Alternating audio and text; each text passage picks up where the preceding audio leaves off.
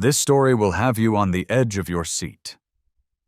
A man who built himself from the ground up finds himself the target of an officer who refuses to believe in his success. A simple business trip turns into a nightmare when a corrupt detective, driven by prejudice, tries to frame him. But little does he know, his target is more powerful than he could ever imagine. If you believe in standing against injustice, let us know in the comments. Hit that like button to support the character and subscribe for more powerful stories. Now, let's dive into this intense encounter. A night in Miami. When success is not enough. Damon Carter had spent the last decade carving out his place in the world.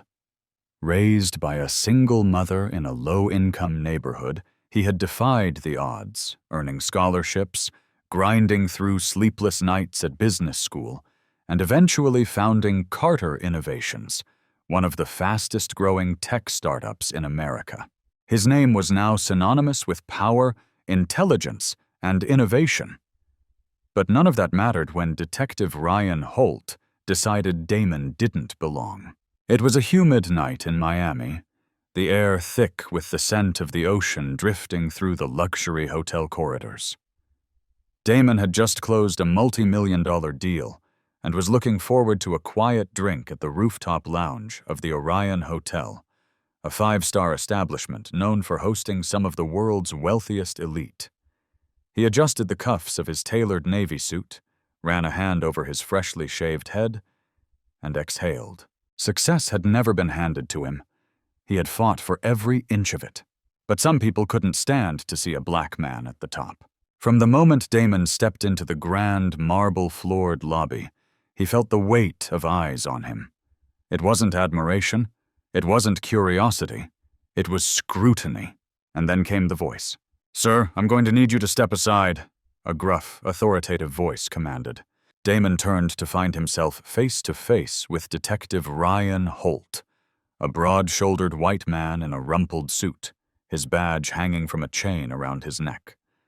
There was something about the way he stood, the slight smirk, the casual placement of his hand near his holster that sent a clear message.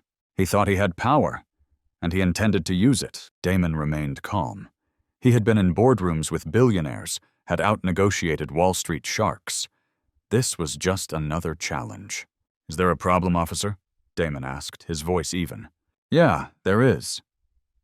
Holt's gaze swept over him, lingering on his Rolex, his expensive Italian shoes, the confidence in his stance.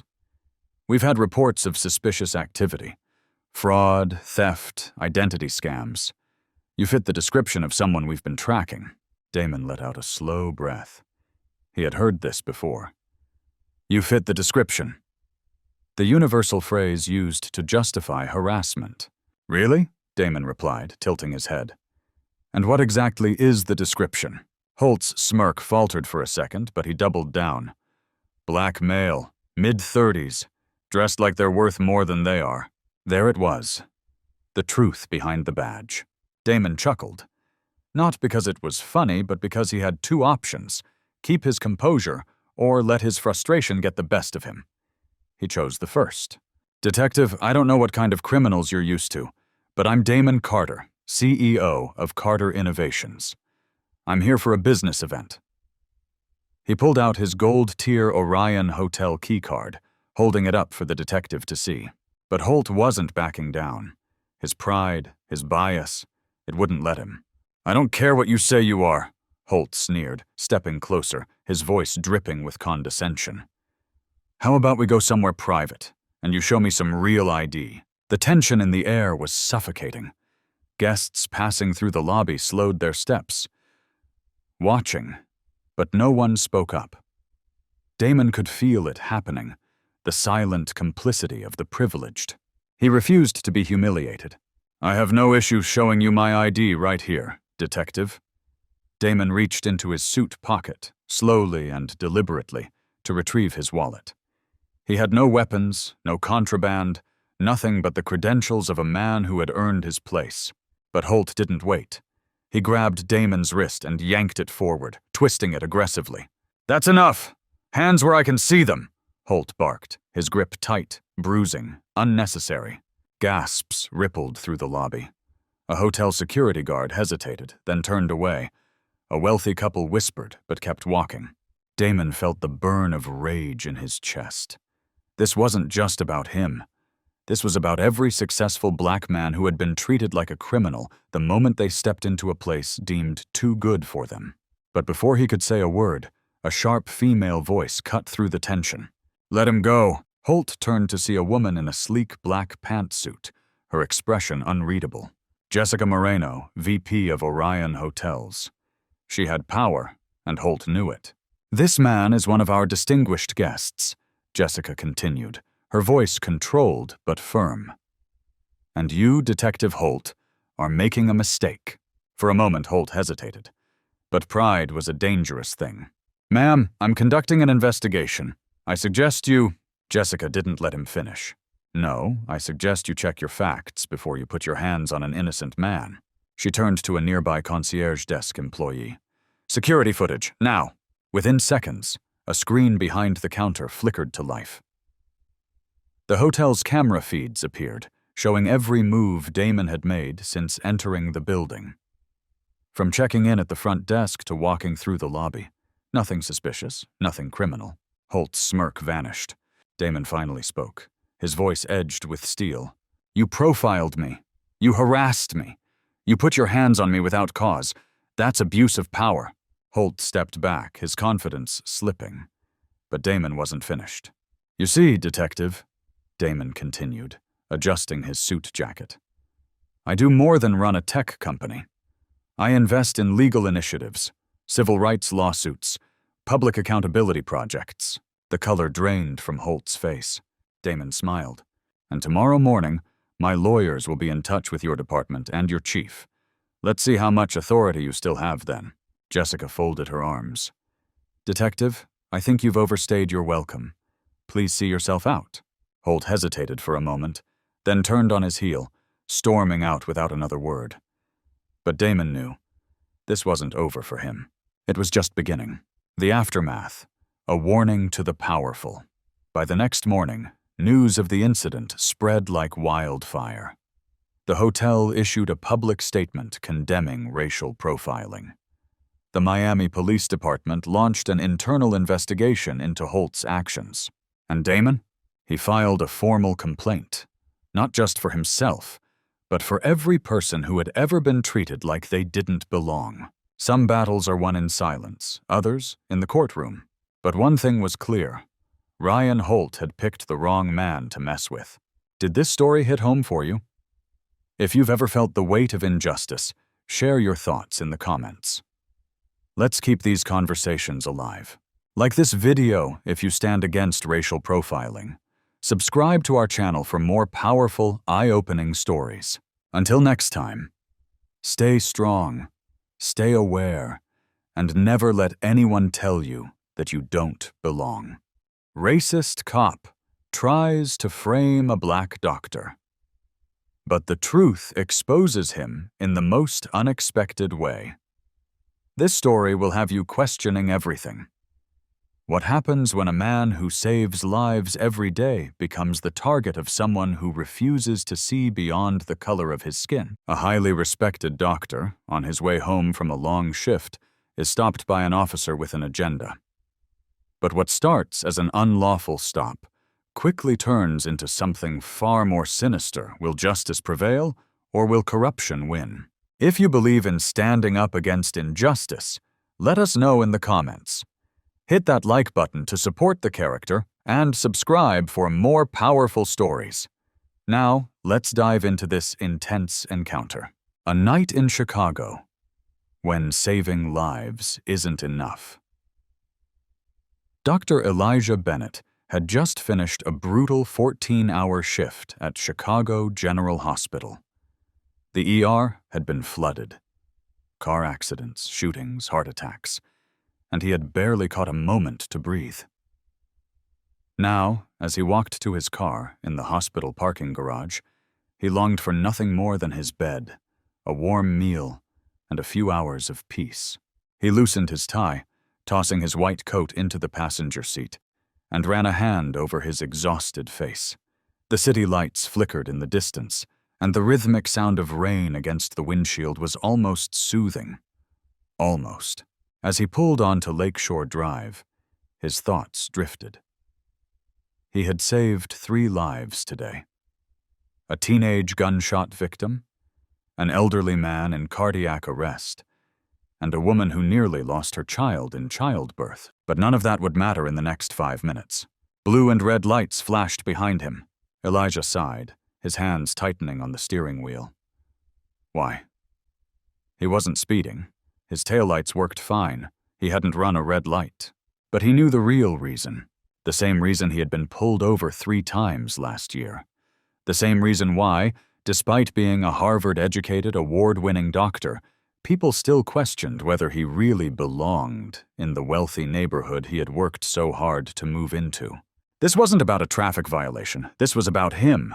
Elijah pulled over, turning off the engine, and rolled down his window.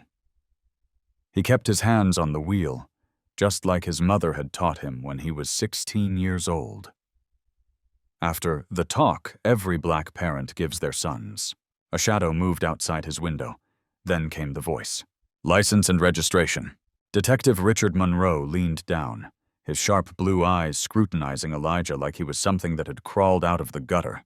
This your car? Monroe added, tapping the roof as if checking for hidden compartments. Yes, Elijah replied, his voice calm but firm. I own it. I'd like to know why I was pulled over. Monroe smirked. Funny thing about that, you fit the description of a suspect involved in a car theft ring. Dark sedan, black male, mid-30s. Sound familiar? Elijah's jaw clenched. There it was. The same excuse they always used. I'm a doctor. I just finished my shift at the hospital. Monroe chuckled like he had just heard a joke. Yeah? Got some ID to prove that? Elijah moved slowly, reaching for his wallet on the dashboard. He had nothing to hide, but he had seen how quickly things could escalate. He handed Monroe his ID, along with his hospital ID badge, hoping, maybe this time, that logic and reason would prevail. But Monroe barely glanced at them before smirking. You doctors make good money, huh? This car must have cost a fortune. Elijah exhaled sharply. It wasn't about the car. It was about control. I'd like to know the real reason you pulled me over, Detective, Elijah said, his patience wearing thin. Monroe's smirk vanished. He stepped back and rested his hand on his holster. Elijah's breath caught in his throat. The air grew heavy, suffocating. A second squad car pulled up behind Monroe's. 2 more officers stepped out. Backup. Why would a simple traffic stop need backup? Unless they were planning something. Monroe leaned in. Step out of the vehicle, Dr. Bennett. Elijah hesitated. On what grounds? Monroe's smile returned, but now it was cruel. Suspicion of stolen property. Unless you want me to add resisting arrest to the list? Elijah's pulse thundered in his ears. This wasn't about the law. This was about power, and he knew what happened when people resisted. But as Elijah reached for the door handle, fate intervened. The moment that changed everything. A car pulled up behind the police cruisers. Someone stepped out. Dr. Vanessa Carter, chief of surgery. A white woman, a powerful woman, and she looked furious. Detective Monroe, she called, marching toward them, her expensive heels clicking against the pavement. Monroe turned, his face momentarily flashing with surprise. Ma'am, this is an ongoing investigation. Bullshit. Her voice cut through the air like a scalpel. This is Dr. Bennett. He's one of the best trauma surgeons in the country, and you have him pulled over like he's some kind of criminal? Monroe opened his mouth, but nothing came out. The 2 officers behind him shifted uncomfortably. Vanessa crossed her arms. I suggest you explain yourself before I make some calls. And trust me, you don't want to know who I have on speed dial. Monroe's face darkened. He was losing control. Elijah, still standing by his car, watched the scene unfold with silent fury. If Vanessa hadn't shown up, how far would this have gone? How many times had this happened to black men who didn't have someone to intervene? Monroe's lips pressed into a thin line. He knew he had lost. You're free to go, he muttered. Elijah let out a slow breath and locked eyes with Monroe. This wasn't over. It never was. The aftermath. When justice fights back. By the next morning, the hospital board had heard about the incident. By noon, so had the media. And by sunset, Detective Richard Monroe was suspended pending an investigation. Elijah didn't celebrate. He didn't feel victorious. Because the truth was, this wasn't just about him. How many other men had been harassed like this? Framed, arrested, or worse, killed? Elijah decided that night he would fight. For every patient he saved in the ER, there were thousands of lives outside that hospital who needed saving too. And he wouldn't stop until justice was more than just a lucky break. Did this story hit home for you? Have you or someone you know ever faced racial profiling or injustice? Share your thoughts in the comments. Like this video if you believe in fighting against discrimination. Subscribe for more powerful, thought-provoking stories. Until next time, stay aware, stay strong, and never be silent. Racist cop arrests a black scientist, but her secret identity turns the tables in a way he never expected. This is the kind of story that will leave you speechless. A decorated scientist, on the brink of a groundbreaking discovery, faces the ugliest side of law enforcement when she's wrongfully arrested. But the cop who thought he had power over her soon realizes he's the one who made the biggest mistake of his life. If you believe justice should always prevail, let us know in the comments. Hit that like button to support the character and subscribe for more gripping, powerful stories. Now let's get into this thrilling showdown. A night that should have been ordinary. Dr. Naomi Carter was no stranger to working late. As one of the top physicists at Stellar Innovations, a leading aerospace and defense company, she had spent years developing technology that few in the world even understood. Tonight had been one of those nights.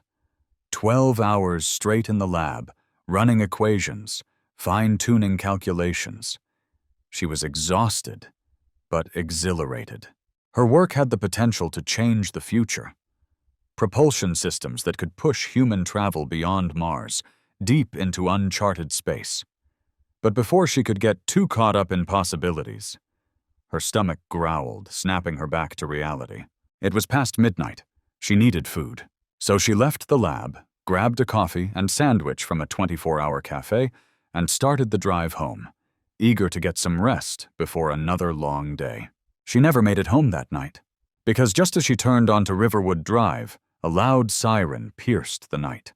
Flashing red and blue lights filled her mirrors. Naomi sighed, keeping her hands firmly on the wheel. This wasn't the first time. She pulled over, heart pounding, forcing herself to stay calm. Just another random stop. Just another officer doing his job. Or so she hoped. The officer approached her window. A white man, mid-40s, stocky build, a smug smirk on his face. His badge read, Sergeant David Reynolds. "License and registration," he barked, tapping the window. Naomi rolled it down, handing over her ID with steady hands. "May I ask why I was pulled over?" she asked, keeping her voice calm. Reynolds glanced at her ID, but barely looked at it. His eyes lingered on her face instead. "Suspicious activity," he said, shrugging. "Suspicious?" She was driving home after picking up a sandwich, but Naomi knew better than to argue. "Where are you coming from?" Reynolds asked, narrowing his eyes. Naomi tightened her grip on the wheel. "I'm coming from work." "Oh yeah?" He peered at her ID again, then scoffed. "Says here you're a scientist. What kind of scientist is driving around at midnight?" There it was. She had seen this exact expression before. The disbelief, the arrogance, the refusal to believe that a black woman could be anything but a suspect. She took a slow breath. "I'm a physicist at Stellar Innovations. I just finished a late shift at the lab. That's all," Reynolds chuckled, shaking his head. He didn't believe her. Then, without another word, he reached for his radio. "Dispatch, I got a possible stolen vehicle here," he said casually, like he was ordering coffee. Naomi felt her stomach drop. Her car, her own car, was suddenly suspicious. "Sir," she said carefully, "this is my vehicle. You have my registration. There is no reason." "Step out of the car," he cut her off. Naomi clenched her jaw. She had done nothing wrong, but she knew where this could lead. A refusal would mean resisting arrest, and resisting arrest, for someone like her, could mean never making it home. From scientist to suspect, the moment she stepped out, Reynolds grabbed her wrist. "Hands behind your back," he ordered. Naomi stiffened. "Excuse me? You fit the description of a suspect involved in vehicle theft in this area. Now turn around." She tried to keep her voice steady. "I am not resisting, but I need to understand." Before she could finish, he yanked her arm behind her back. Pain shot through her shoulder. "Stop resisting," he muttered, twisting her wrist as he slammed the cuffs on. Naomi winced, the metal dug into her skin. Her pulse thundered in her ears. This was happening. Right here, right now. The world would see her as a criminal before it ever saw her as a scientist. She bit back her anger. If he wanted a fight, he wouldn't get one from her. Because she had something he didn't. Power. And it was about to turn this entire night upside down. The truth that changed everything. As Reynolds shoved her toward his squad car, another set of headlights approached the scene. A sleek black SUV. The kind only government officials drove. Naomi felt a familiar sense of relief as the driver's door opened. A tall black man in a suit stepped out. Commander Jonathan Pierce. Reynolds frowned, suddenly uneasy. "Sir, this is an active arrest." "Let her go," Pierce said, his tone cold and authoritative. Reynolds hesitated. "I said let her go." Reynolds looked between Naomi and Pierce. His confidence wavered. Pierce pulled out his ID, flipping it open. "Department of Homeland Security." Reynolds froze. "You just arrested a top government scientist," Pierce continued, stepping closer. "Dr. Naomi Carter has level 5 security clearance and is responsible for developing defense technologies that protect this country." Reynolds paled. She was acting suspicious." Pierce stepped closer, his voice dropping to a lethal whisper. "No, she was driving home, and now you're about to lose your badge." Reynolds looked like he wanted to disappear. His hand shook as he reached for his keys, unlocking Naomi's cuffs. Naomi rubbed her sore wrists, watching him with calm fury. Reynolds avoided her eyes. He knew. He knew he had messed with the wrong person. Pierce turned to Naomi. "Are you okay?" She nodded, but inside, she was shaking, not from fear, from rage, because she knew the truth. If she had been anyone else, if Pierce hadn't shown up, she would have spent the night in jail for nothing. The aftermath. When power fights back. The next day, Reynolds' body cam footage went viral. By evening, he was suspended pending an investigation, and by the end of the week, he had been fired. But for Naomi, this wasn't about one bad cop. This was about an entire system that assumed she was a criminal before it recognized her brilliance, and she was done staying silent. She took to the news, the courts, and the streets to ensure this would never happen again. Because next time there might not be a Commander Pierce to step in, and next time someone like her might not make it home. This story isn't just a story, it's reality for too many people. Have you or someone you know ever experienced something similar? Share your thoughts in the comments. Like this video if you stand against racial injustice. Subscribe for more powerful stories that need to be told. Until next time, stay aware, stay strong, and never be silent. Racist woman humiliates black airline passenger, but she's about to get the shock of her life. You won't believe how this story ends. A routine flight takes a shocking turn when a racist passenger humiliates a black man, only to discover his real identity in the most dramatic way possible. If you believe justice should always prevail, hit that like button to support the character, and let us know your thoughts in the comments. Don't forget to subscribe for more powerful stories that need to be heard. Now, let's dive into this incredible tale of karma, resilience, and poetic justice. A flight she would never forget. Nathaniel Brooks had always loved traveling. As an undercover federal investigator, he spent more time in the air than on the ground, hopping from city to city on classified assignments. But today's flight wasn't for work. It was supposed to be a simple trip home after months away. He boarded the plane, found his seat in first class, and settled in with a sigh. The luxury of a wide leather seat and extra legroom was something he had earned. Not that he had to explain that to anyone. but someone was about to make it their mission to challenge him. And she made herself known immediately. "Excuse me," a sharp voice rang out, slicing through the quiet hum of passengers settling in. Nathaniel barely looked up as a tall, blonde woman in an expensive designer coat stared at him with thinly veiled disgust. Her icy blue eyes flicked between him and the empty seat next to him. "I think you're in the wrong section," she said. Nathaniel exhaled slowly. He had seen this before. "Excuse me?" he asked, his voice calm. The woman scoffed, crossing her arms. "I think you're in my seat." Nathaniel glanced at his boarding pass. 3A. He gestured to the number printed above his seat. "No, this is my seat." The woman's lips pursed. "I doubt that." Nathaniel knew exactly what she meant. She wasn't questioning his boarding pass. She was questioning his existence in first class. Passengers around them started to glance over. The flight attendant, a young woman with auburn hair, approached. "Is there a problem here?" The woman, clearly emboldened by an audience, turned to the flight attendant with an exaggerated sigh. "Yes, there is. This man is sitting in first class, but I'm certain he's meant to be in coach." Nathaniel felt his jaw tighten. Before he could speak, the flight attendant smiled politely. "Ma'am, may I see your boarding pass?" The woman huffed, but dug through her purse and handed it over. The flight attendant checked it, then looked back with a tight smile. "Ma'am, your seat is 5B. That's 2 rows behind him. You're in the wrong seat." The woman's face paled. Nathaniel could feel the entire plane watching, but she wasn't about to back down. Instead, she changed tactics. "Well, that's not the point," she snapped. "I don't feel comfortable sitting next to him." The plane went dead silent. Nathaniel felt the weight of every stare. Even the flight attendant looked momentarily stunned.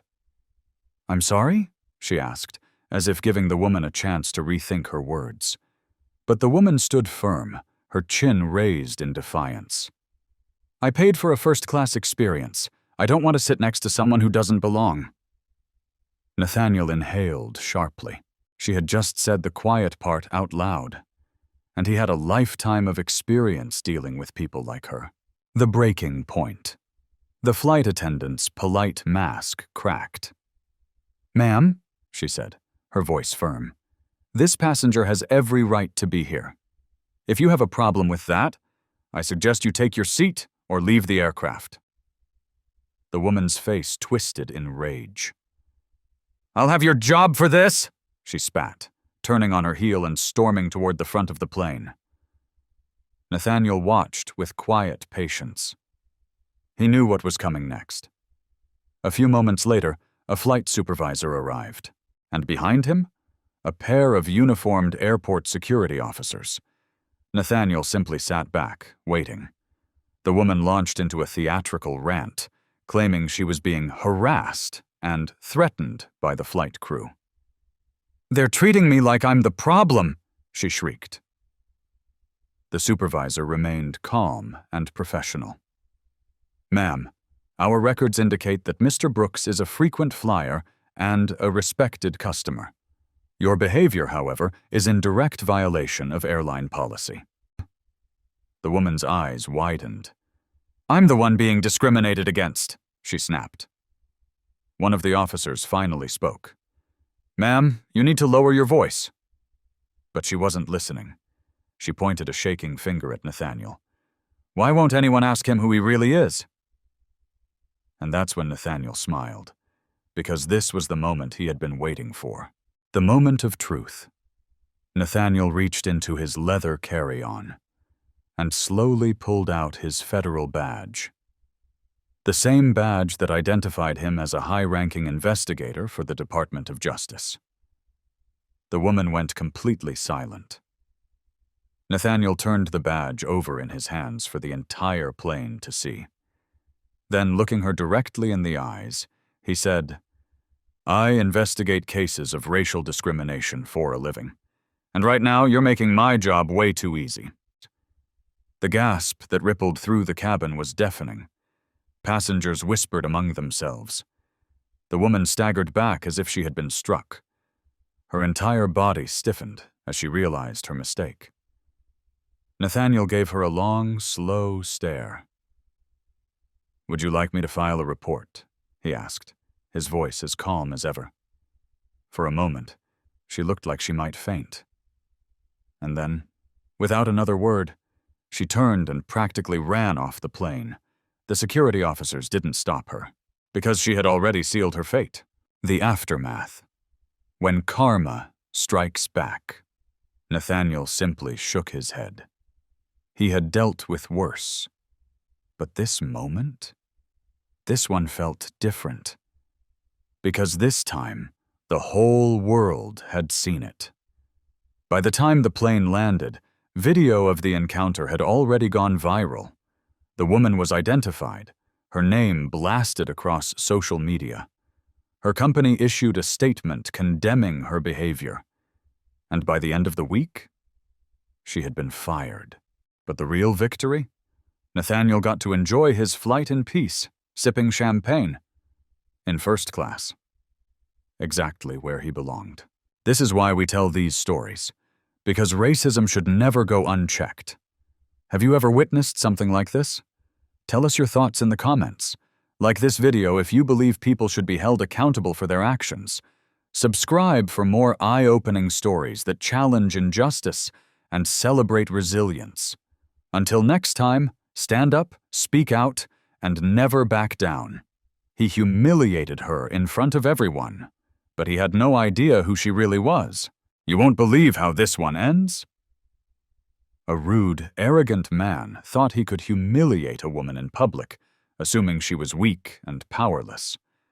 But when the truth comes out, he realizes he picked the worst possible person to mess with. Stick around to the end for the most satisfying twist you'll ever hear. If you believe in justice and standing up for what's right, smash that like button and drop a comment to support the main character. Subscribe now for more powerful stories that expose the truth and celebrate resilience. Now, let's dive in. A humiliation she'd never forget. Vanessa. Carter had always been the quiet type. She wasn't the kind of woman to raise her voice or seek attention. She kept to herself, working hard, minding her business.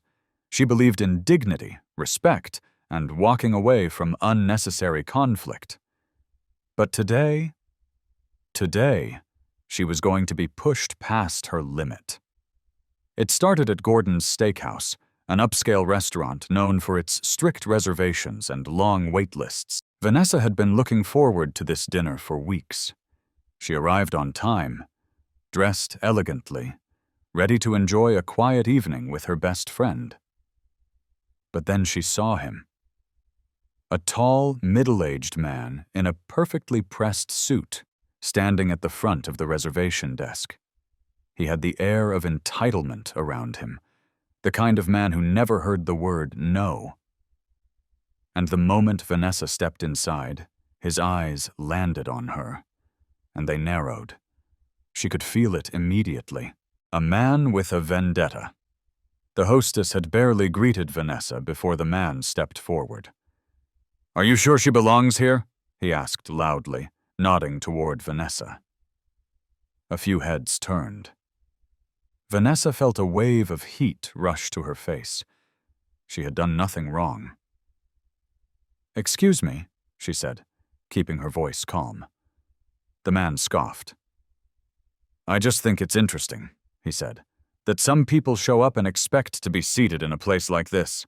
Vanessa's stomach twisted. She knew exactly what he was saying. He didn't see her as someone who belonged in an upscale restaurant. He saw her as an outsider. The hostess looked uncomfortable. "Sir, I'd appreciate it if you didn't insult our guests." The man chuckled, shaking his head. "Oh, come on," he said. "I'm just saying, some people should stick to the places they can actually afford." Vanessa's hands tightened into fists. Her best friend Lauren stepped up beside her. "Do you have a problem?" she snapped. But Vanessa held up a hand, because something in her gut told her to wait, to let this play out. Because she had a feeling he was about to regret this. The ultimate power move. The hostess was clearly panicked. "Miss Carter," she said quickly, "your private dining area is ready." The entire restaurant went silent. Vanessa tilted her head slightly. And then she smiled, because now the truth was about to come out. "Thank you," she said, stepping forward. The arrogant man stiffened. "Private dining?" he repeated. The hostess nodded quickly. "Yes, Miss Carter is our VIP guest tonight. The restaurant has been reserved under her name." The man's face drained of color. Vanessa turned to him slowly. "I didn't want to say anything," she said, her voice calm, measured. "But I actually own this restaurant." The man's jaw dropped. A murmur rippled through the restaurant. "Wait, what? She owned the place?" The man stumbled over his words. You can't be serious." Vanessa turned to the hostess. "I take it this gentleman doesn't have a reservation?" she asked. The hostess shook her head. "No, he was trying to get a table without one." Vanessa gave the man a long, considering look. "Well," she said, her smile tightening, "I guess that means you don't belong here after all."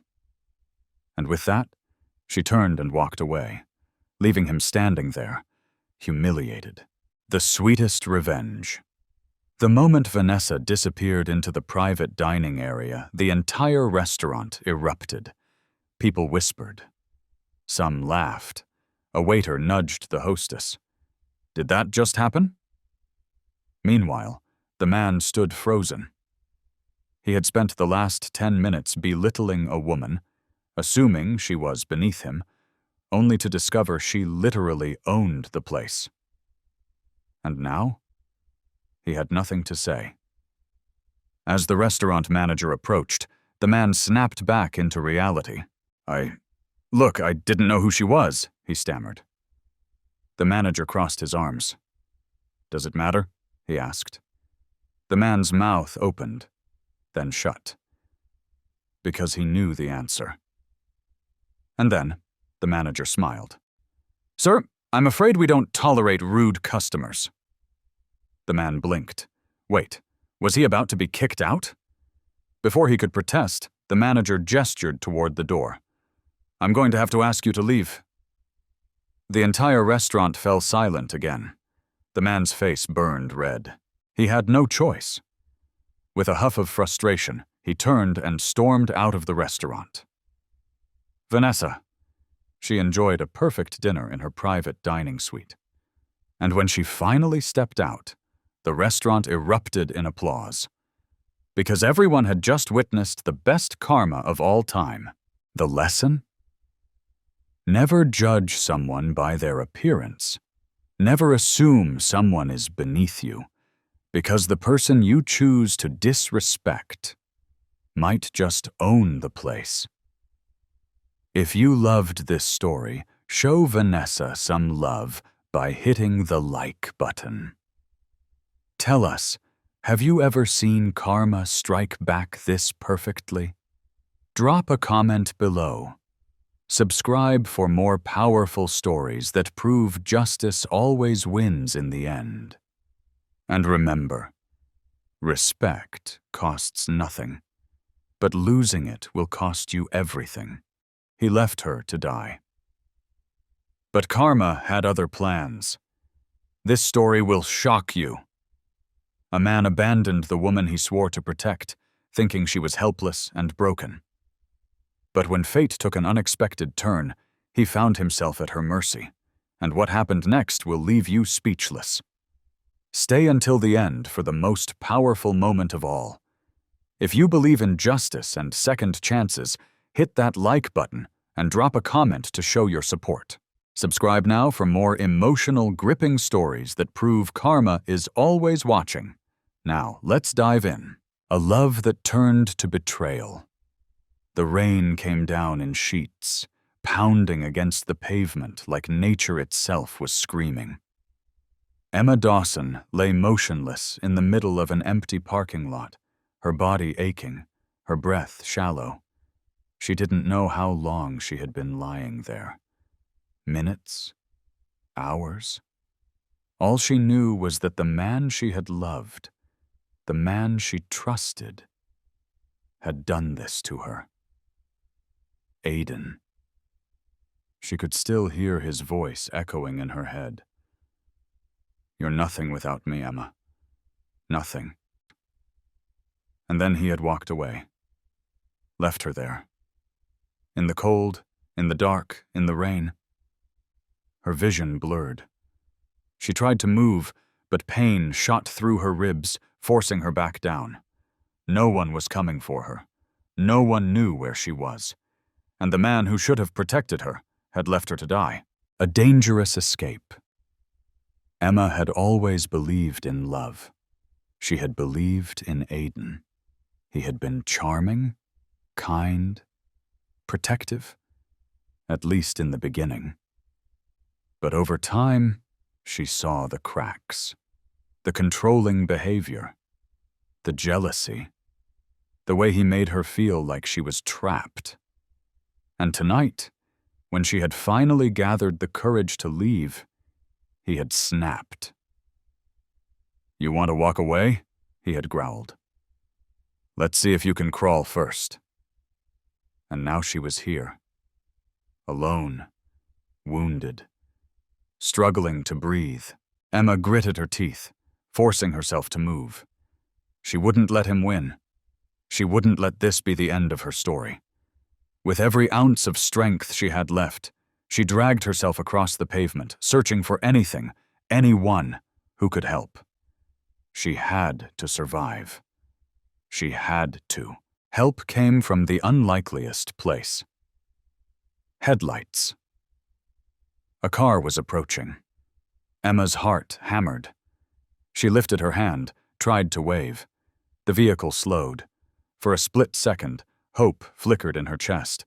But when the driver stepped out, that hope turned to ice. It was Aiden. His expression was unreadable. For a long moment, he just stared at her. Then he sighed. "You really don't know when to quit, do you?" Emma felt rage build inside her. After everything he had done, after abandoning her, he had the audacity to act as if this was her fault? She forced herself to sit up, ignoring the pain. "Aiden," she said, her voice shaking. "You left me here. You could have killed me." He shrugged. "I thought you'd take the hint." A wave of nausea hit her. How had she ever loved this man? How had she not seen the monster underneath? Aiden sighed again, like he was bored. "Get up, Emma. I don't have all night." She didn't move, because suddenly, a realization crashed over her. He wasn't here to help her. He wasn't here because he cared. He was here because he wanted to make sure she stayed down. And for the first time in her life, Emma was truly afraid. A moment of fate. Aiden took a step forward.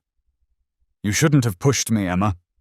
Her body screamed in protest, but she forced herself to move, scrambling back. Aiden smirked. "Where do you think you're going?" And that's when it happened. The sound of another engine, the blinding glow of headlights flooding the parking lot. Aiden froze. Emma turned her head, squinting against the brightness. A car had pulled up behind Aiden's, and stepping out was a man Emma hadn't seen in years. Her brother. The reckoning. Ryan Dawson had been searching for his sister for weeks. Ever since she had stopped answering his calls, a sick feeling had settled in his gut. Now, standing in the rain, seeing her on the ground, bruised and terrified, he felt something he hadn't felt in a long time. Pure, unfiltered rage. His eyes snapped to Aiden. "Did you do this to her?" Aiden had the nerve to chuckle. "What if I did?" Ryan lunged. The impact sent Aiden sprawling. Emma gasped, watching as the two men crashed to the ground. Ryan landed a punch, then another. But Aiden wasn't going down without a fight. He shoved Ryan back, scrambling to his feet. "You don't know what you're getting yourself into," Aiden growled. Ryan wiped the rain from his face. "Yeah?" He took a step forward. "Neither do you." Justice. Finally. The sound of sirens filled the air. Aiden's face twisted. He turned to run, but Ryan was faster. He tackled Aiden to the ground. Within seconds, red and blue lights flashed, and two officers stepped out of a patrol car. Aiden tried to protest, but the evidence was all over him. The bruises on Emma, the witness statement from Ryan. The truth was finally catching up to him. As the officers dragged him away, Emma felt something she hadn't felt in years. Relief.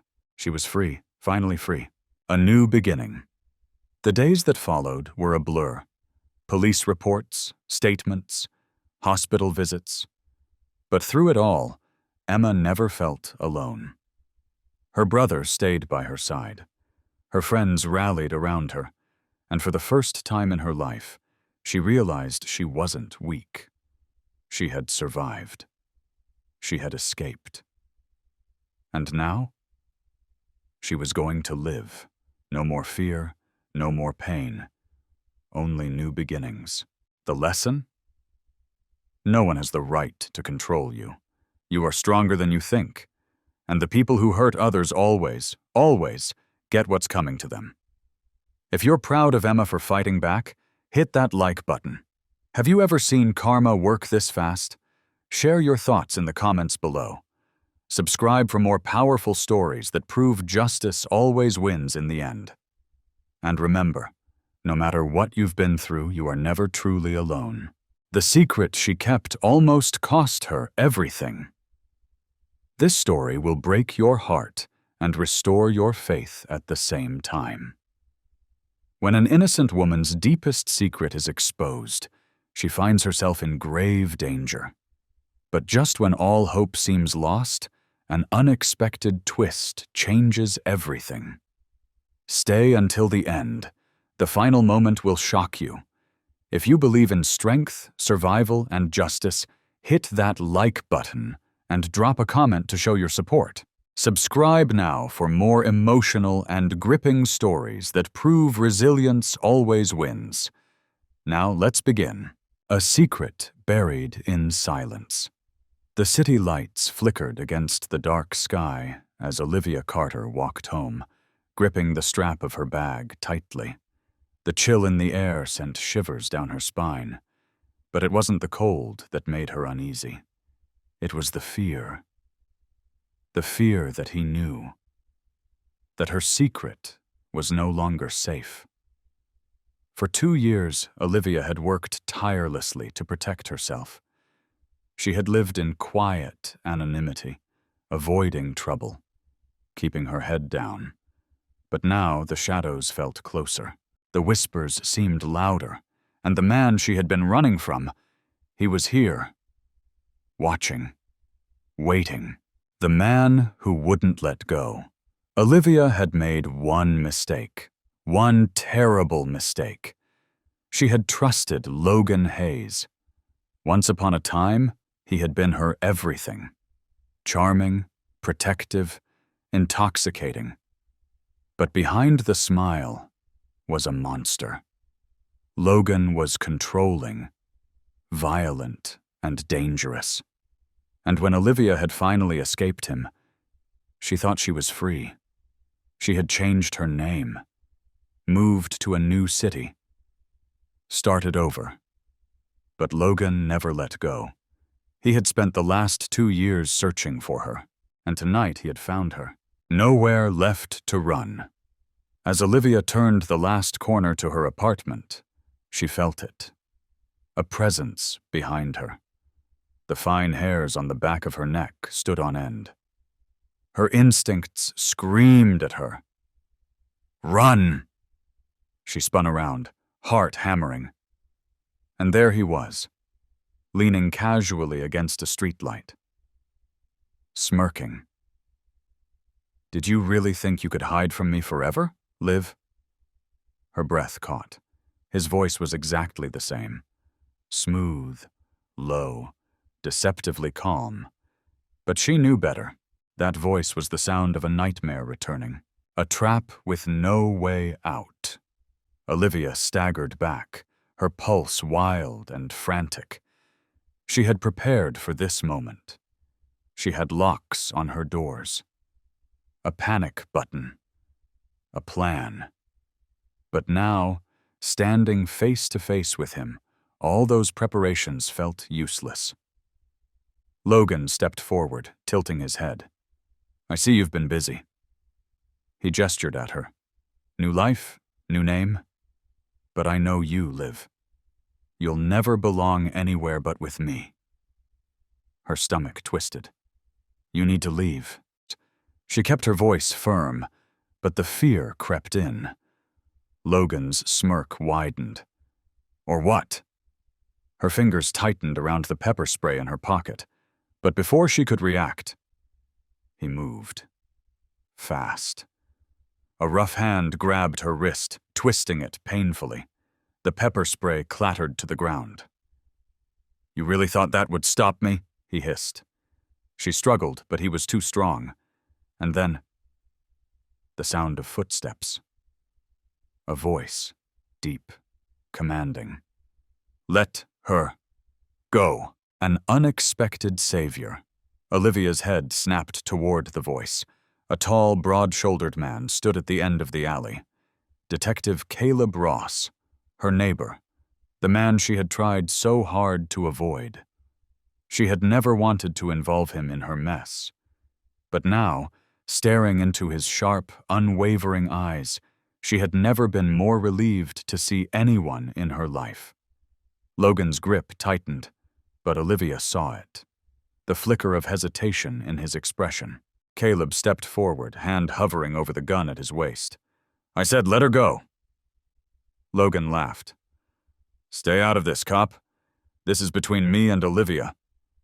Caleb's jaw tightened. "You lost that right the day she ran from you." Logan's smirk faltered. And then all hell broke loose. A fight for survival. Olivia barely had time to react before Logan lunged. Caleb moved just as fast. The two men clashed, a brutal, violent struggle. Logan was ruthless, but Caleb was trained.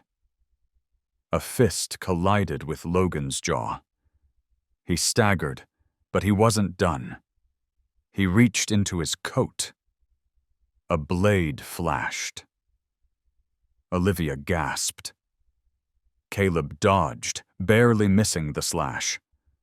Logan turned back to Olivia, grabbing her arm. And then, a gunshot.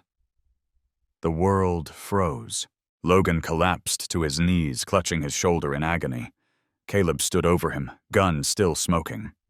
"Stay down," he warned. And for the first time in years, Olivia saw it. Logan wasn't in control anymore. He never would be again. Freedom.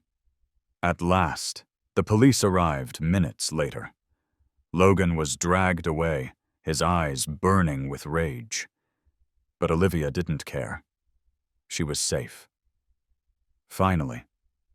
Safe. As the officers questioned her, Caleb never left her side. "You okay?" he asked, voice softer now. She nodded, though her hand still shook. "I will be." For the first time in years, she believed it. The lesson? You are never truly alone. The past doesn't define you. The strength to escape it does. And sometimes, the people we push away are the ones who save us. If you believe Olivia is a survivor, hit that like button. What would you have done in her place? Comment below. Subscribe now for more powerful stories that prove strength and justice always win in the end. And remember, no matter how dark the past, the future is always yours to reclaim. The day he fought back. You won't believe what happened next. This story will have your heart racing. What happens when a man who has been pushed down for years finally fights back? This is the moment he takes a stand against the people who tried to destroy him. But what happens next will leave you speechless. Stay with us until the very end. You won't believe the final twist. If you love justice, resilience, and standing up to bullies, hit that like button and drop a comment to show your support. Subscribe now for more stories that prove courage always wins. Now, let's begin. A life of silence. A moment of strength. Malcolm Hayes had learned one painful truth in his 38 years of life. Some battles are lost before they even begin, at least that's what they wanted him to believe. For years he had endured. He had swallowed his pride, bitten his tongue, and let the world walk over him. Why? Because he had been taught that fighting back would only make things worse, that people like him didn't win, that justice wasn't meant for him. But today, that lie was about to shatter. The breaking point. Malcolm had worked at Northgate Finance for 7 years. 7 years of being overlooked, underpaid, and disrespected. 7 years of watching less qualified men rise through the ranks while he remained stuck in the same position, no matter how hard he worked. 7 years of enduring the thinly veiled jokes, the condescending smirks, the deliberate exclusion from important meetings. And the worst of them all? Jonathan Parker, his supervisor, his tormentor. A man who had made it his personal mission to humiliate Malcolm at every turn. And today, Jonathan had gone too far. Humiliation in front of everyone. The morning had started like any other, until Malcolm walked into the break room. Laughter, snickers. A group of co-workers huddled around a phone, whispering. Then he saw it. His paycheck. Projected onto the break room television screen for everyone to see. Jonathan Parker leaned against the counter, arms crossed, grinning. Damn, Hayes. I knew they paid you peanuts, but this? I'd be embarrassed to show my face. Laughter erupted. Malcolm's stomach twisted. His private information, his salary, exposed. For entertainment. To break him. For a moment he did what he always did. He clenched his fists, lowered his gaze, told himself to let it go.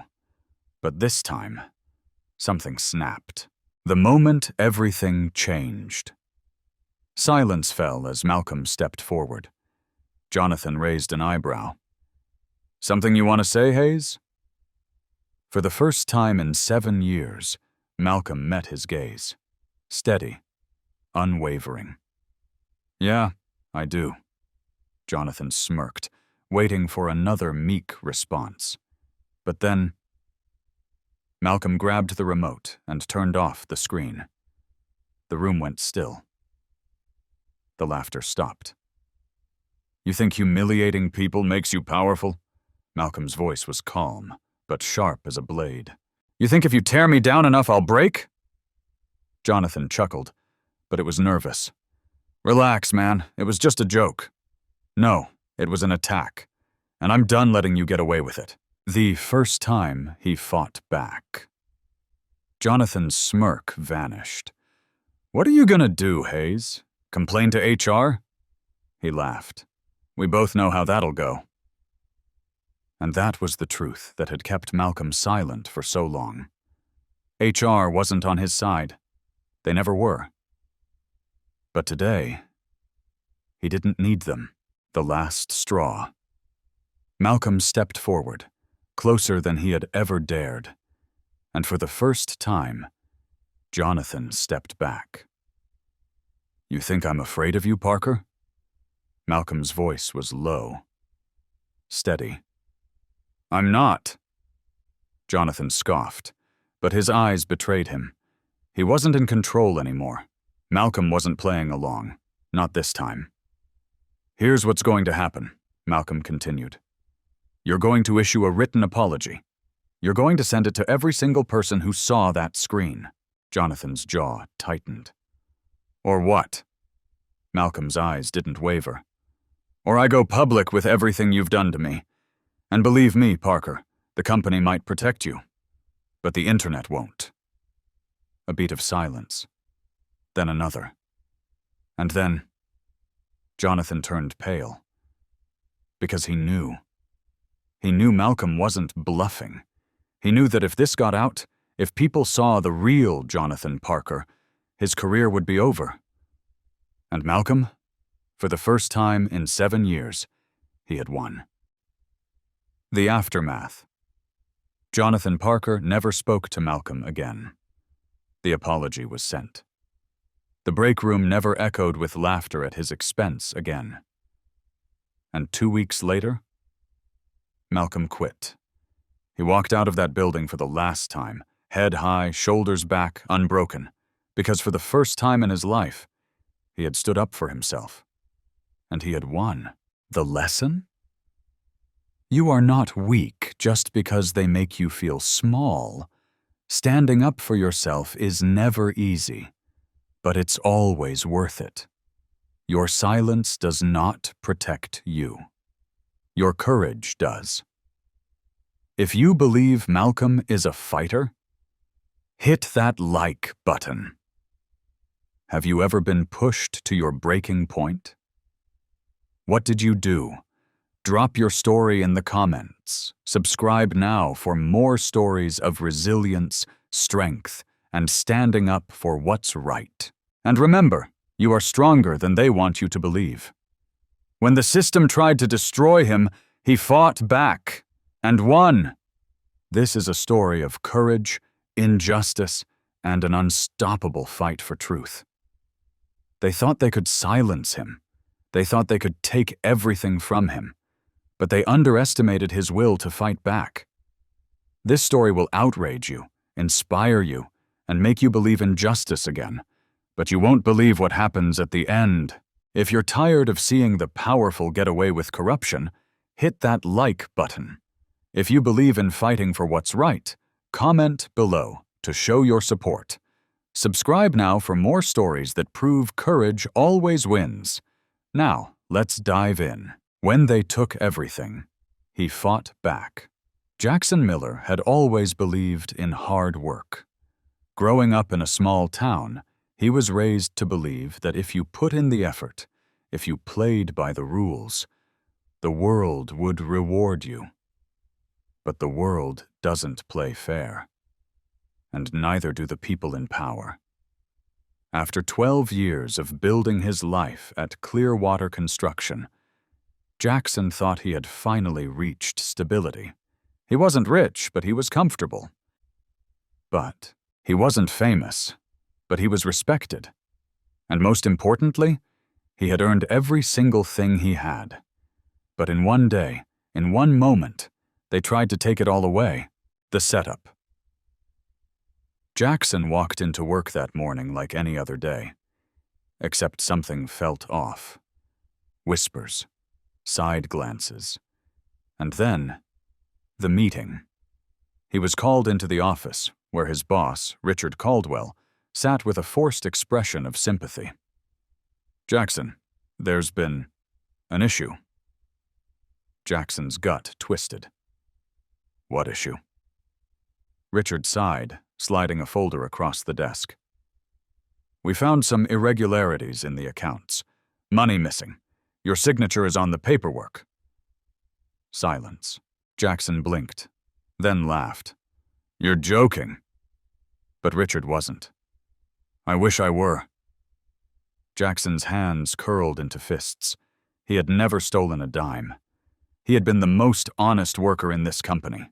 And now, they were pinning this on him. The betrayal. "I didn't do this," Jackson said, his voice deadly calm. "Then how do you explain this?" Richard slid another paper forward. Forged signatures. Altered accounts. It was so perfectly planted, so neatly orchestrated, that it made Jackson's stomach turn. This wasn't a mistake. This was a setup. He looked up at Richard, his pulse pounding in his ears. "You know I didn't do this." Richard sighed again, leaning back. "Maybe you didn't, Jackson. But someone has to take responsibility." There it was. The truth. They needed a scapegoat. And they had chosen him. Jackson felt the walls closing in. If they reported this, his reputation would be destroyed. He could lose everything. His job, his home, his future. And worst of all, they didn't even care. Fighting back. Most people, they would have accepted the loss. They would have begged for a quiet exit. They would have walked away in shame. But not Jackson. He was not going to let them rewrite his story. He was going to fight. "You can try to blame me," he said, his voice firm, unshaken. "But I'm going to prove the truth. And when I do," he leaned forward, eyes locked onto Richard's, "I'll make sure everyone knows what you did." For the first time, Richard hesitated, because Jackson wasn't afraid. And that changed everything. The ally Jackson didn't go home to cry. He went home to plan. And he wasn't alone, because there was one person who believed in him. Rebecca Hayes, an old friend, a brilliant attorney. When Jackson told her everything, she didn't hesitate. "They picked the wrong man to frame," she said, rolling up her sleeves. "Let's bring them down." Uncovering the truth. Over the next 2 weeks, Jackson and Rebecca dug deep. They went through emails. They tracked old records. And then, they found it. The real culprit. An executive named David Langley. He had been stealing money for years, and now he was using Jackson as a cover. Rebecca smirked. "Gotcha." With the evidence in hand, Jackson marched back into that office. The showdown. The room was full. Richard, the board of directors, the same people who had turned their backs on him. And Jackson? He walked in like he owned the place.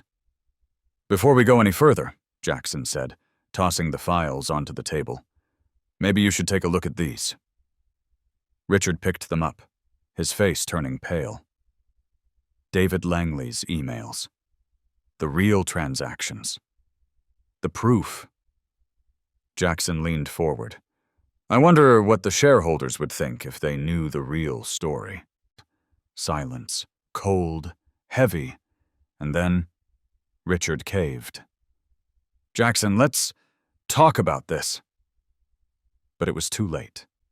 Because Jackson? He wasn't asking. The victory. David Langley was fired. Richard was exposed. And Jackson? Cleared of all wrongdoing. Not just that, he was offered his job back. But Jackson? He smiled and walked away. Because he had won. The lesson? Never let them tell your story. Fight back. Courage isn't about being fearless. It's about standing up when no one else will. Truth always wins. If you believe Jackson was right to fight back, hit that like button. Have you ever been wronged and had to fight for justice? Tell us in the comments. Subscribe now for more powerful stories that remind us, courage always wins. When they tried to destroy her, she made sure they paid the price. This is the moment you've been waiting for, the final showdown.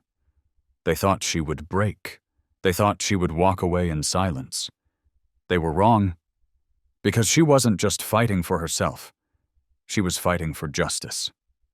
This powerful conclusion will leave you speechless, and by the end, you'll see why she refused to back down. Comment below if you believe in standing up for what's right. Like if you support justice and resilience. Subscribe for more inspiring stories that remind us to never give up. Now, let's finish this fight. The final battle for justice. Sophia Carter sat in the courtroom, her hands folded neatly in her lap, her face a mask of calm. But inside, a storm raged. She had fought for months to get here, months of digging through lies, months of standing against an entire system that wanted to see her fail. And now, they were finally going to hear the truth. Across the room, sitting at the defendant's table, was Detective Ryan Holt, the man who had abused his power, the man who had tried to ruin her life, the man who was about to face the consequences of his actions. The trial begins. The judge called for order. Sophia's attorney, Daniel Reese, stood. Your Honor, we will prove that Detective Holt falsified evidence, abused his authority, and targeted my client in an attempt to silence her. We will prove, beyond a doubt, that he is guilty. The courtroom murmured. Ryan Holt sat still, his jaw tight, his expression unreadable. But Sophia saw the flicker of fear in his eyes. He knew. He knew that the world was finally seeing him for who he was. A bully, a liar, a criminal in uniform. The testimony that changed everything. Sophia watched as the prosecution presented their case. Witness after witness took the stand. Her lawyer pulled up video footage that Holt had thought was deleted. The gasps in the courtroom were loud. And then, it was her turn. Sophia stood, walking to the witness stand. She had prepared for this moment, and she would not waver. She told the truth. About how Holt fabricated evidence, about how he used his badge to intimidate her, about how he thought she would be too afraid to fight back. But he was wrong. Sophia refused to be a victim, and the more she spoke, the more the jury saw the truth. The moment of justice. When it was time for the verdict, the entire room held its breath. The judge's voice was firm. We find the defendant guilty. For the first time, Ryan Holt's mask cracked. His fists clenched, his face turned red. He opened his mouth, to argue, to beg, to deny. But it was too late. The truth had won. The bailiff approached him, and as the handcuffs clicked around his wrists, Sophia exhaled slowly. The fight was over. She had won. What happened after? Ryan Holt was sentenced to 12 years in prison. His career? Gone. His reputation? Destroyed. The police department launched an internal investigation into other officers like him. And Sophia? She became a voice for those who had none. She worked with legal groups. She fought for change. She made sure that what happened to her would never happen again. She turned her pain into power. What can we learn? Never let anyone silence you. The truth is your greatest weapon. Courage is standing up, even when the odds are against you. Justice isn't given, it's taken. If Sophia's story inspired you, hit that like button. Tell us in the comments, have you ever fought back against injustice? Subscribe now for more stories that remind us, courage always wins.